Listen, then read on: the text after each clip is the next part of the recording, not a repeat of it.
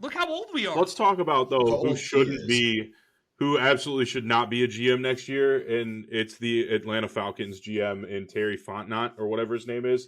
And Terry He doesn't deserve the whatever his name correct is. pronunciation. Arthur Smith, also probably in his last year, if everything goes how I think it's going to go. Before you get into it, did you see the videos of Arthur Smith making the phone calls to the draftees? Oh, I haven't seen much because I was there. Wally, Arthur Smith. Yeah, we're going to draft you. Yep. Uh-huh. Yeah, let's get to work. All right, here's what oh, God. I'm going to have to look those up. This is a life-changing moment for these people. It's life-changing. They're all going to go from being star offensive players to being on the worst team in football. But making millions of dollars. Our life sucks. Overdrafting Bijan by probably 10 spots after having the league's most prolific rushing offense is a move. It's a move. I mean, the Falcons, they have so many holes everywhere but rushing. Like, I can't get behind that pick. And, oh, by the way, not only did you make that pick, instead of trading down and still taking him, you're now paying him the fourth highest guarantees in football for running backs. More than Nick Chubb. Yeah, like, holy shit. If he is not Nick Chubb or Derrick Henry, that is a fail. That is a colossal failure. That's one you don't recover from.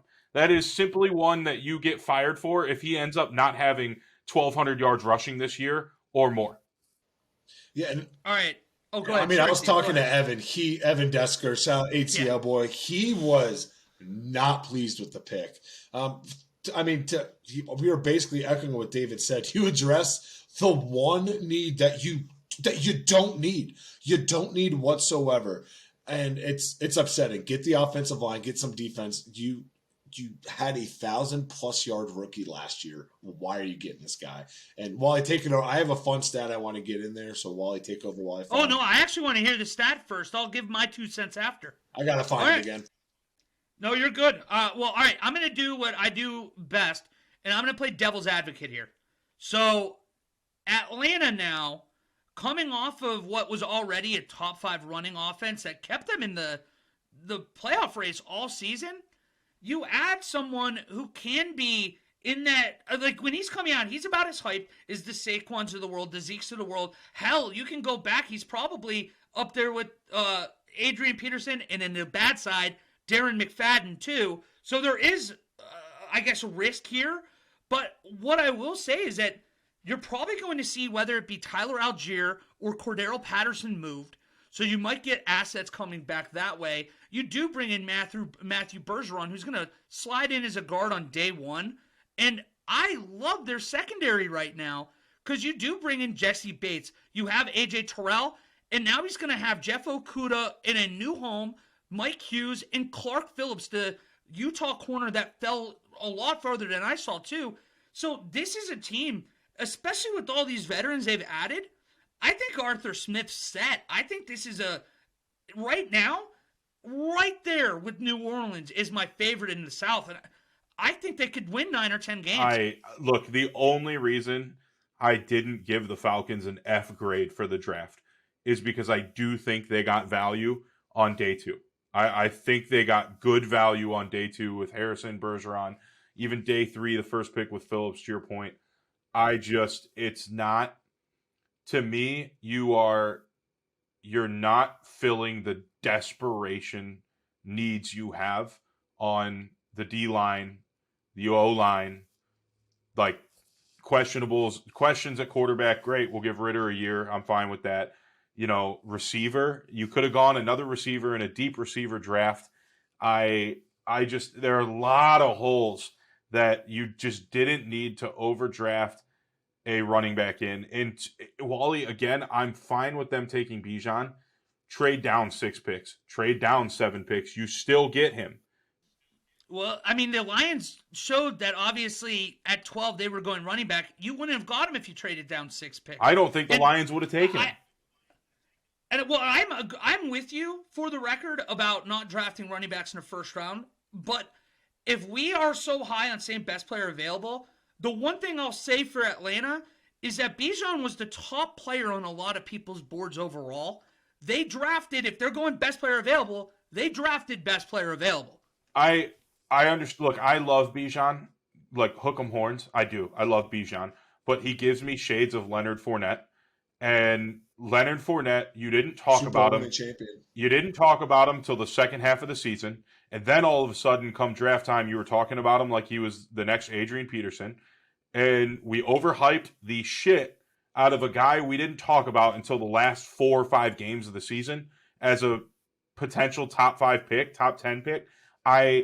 Those kind of guys give me stomach aches to talk about. And I love Texas, love Bijan. But when we don't talk about somebody as a top prospect until we reach the latter half of the year, it gives me shades of overdrafting and shades of Leonard Fournette, who's a good player, but he's not even on a roster right now. Like they're different when they were coming out. That the hype is a lot different. Leonard Fournette was I agree. Bijan is in a stratosphere above. That might be true, but all I'm saying is when we were talking about players like Derrick Henry and players like Adrian Peterson, we were talking about them since day one they stepped on the field in college.